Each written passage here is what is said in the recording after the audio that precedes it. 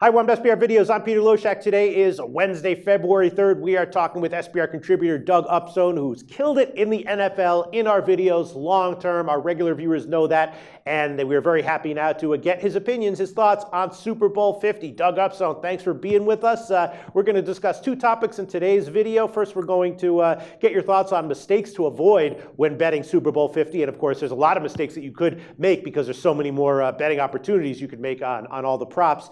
And then after that, we're going to get your final pick on Super Bowl 50. Doug Upstone, what mistakes would you recommend we try to avoid when betting Super Bowl 50? Well, one of the things, Peter, to start with is that looking at the game itself and looking at the number, and in particular this year on the side. You know, if you liked Carolina, okay, your best opportunity was to get them right out of the box at -4. Now that has since gone up to -6, okay, and at this point, I would stay away from that. I think people that like to take Carolina at this point, I think you're betting into a bad number, especially at 6, because it being a key number, you know, a lot of things can go either way, good or bad on you on that number. So I would say it's best to wait and see if the number comes lower, and I believe it will, and in a few cases it has. Conversely, with Denver, if you don't take Denver right now at +6, you're missing your opportunity because the number absolutely will not go higher. All right, Doug, yeah, I have to agree with that. I'm assuming that money's going to come in on Denver and that the line will close, a little bit lower than 6. Maybe it'll close at 5 or 5.5. I don't know, but yeah, I agree with you. Not going to hit 6.5. And then, of course, props. Super Bowl betting is all about props, and actually, obviously it attracts a lot of betting action from the public, but some professional gamblers love Super Bowl props, and a few guys I know actually bet almost their whole bankroll with a very sophisticated betting process, obviously, on Super Bowl props. We know there can be great value with them. What mistakes would you recommend we look to avoid when betting Super Bowl props, Doug? Well, there's one. It's real simple, Peter. Here's what you have to decide. Who do you think is going to win and cover the game? Right. Because if you don't know that answer before you make one prop bet, you might as well take all the money that you were going to bet and bet it on the coin flip, because your chances of winning anything else are basically the same.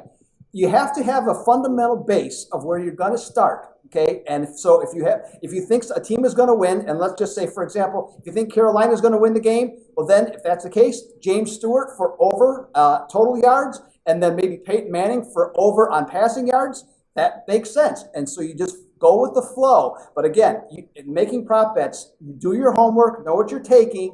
But first of all, start with who you think is going to win and cover the game.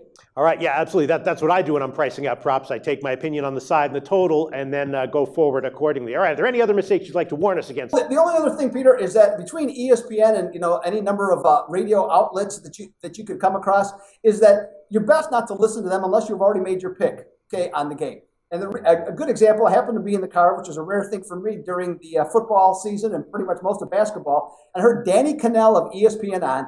And he was now saying that he was waffling on his on his Carolina pick because he's starting to think that maybe Denver has some value. Now, here's a guy that played at high level of college football, played in the NFL, okay, watches tape weekly, and he is now on the radio saying that I took Carolina before, but now I might take Denver as the week goes along. This is the type of stuff that confuses people, and I think it's a bad strategy to listen to anything they have to say other than for entertainment purposes.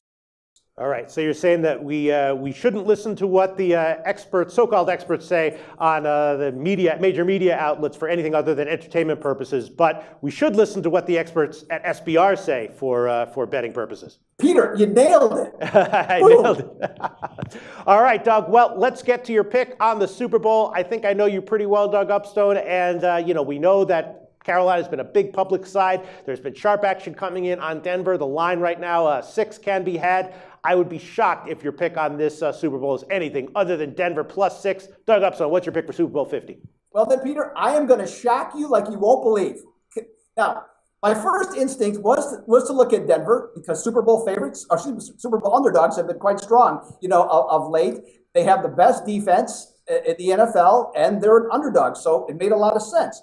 However, I just had this gnawing feeling about it, and I really wasn't inclined yet to make a decision. So as I started digging into the numbers, okay, I started breaking down by positions, started looking at and adding the different numbers to come up with an actual spread on the game. And the more I went into it, the more I saw weakness in Denver and I saw strength in Carolina. So once I made my decision with all the numbers and all the studying that I did, I liked Carolina. Now I have to Wow. admit, I don't like them at 6. I would not recommend them at 6, but something less than 6 I would. And the main fundamental reason is because of the strength of the two defenses. I think at this point of the careers of Cam Newton and Peyton Manning, I think Cam Newton is better equipped to work against a defense, okay, in order to score points. And the fact that the Carolina defense has already scored twice in the playoffs, is the top team in terms of creating turnovers in the NFL. I think that will be the difference in the game, and I have Carolina to win by 7 or more. Wow, Doug Upstone, I'm definitely shocked. Carolina -5.5 is Doug Upstone's pick for Super Bowl 50. Doug Upstone, I definitely respect your opinion tremendously, and it carries a lot of weight with me. Now I'm thinking. I was leaning 80% towards Denver at +6.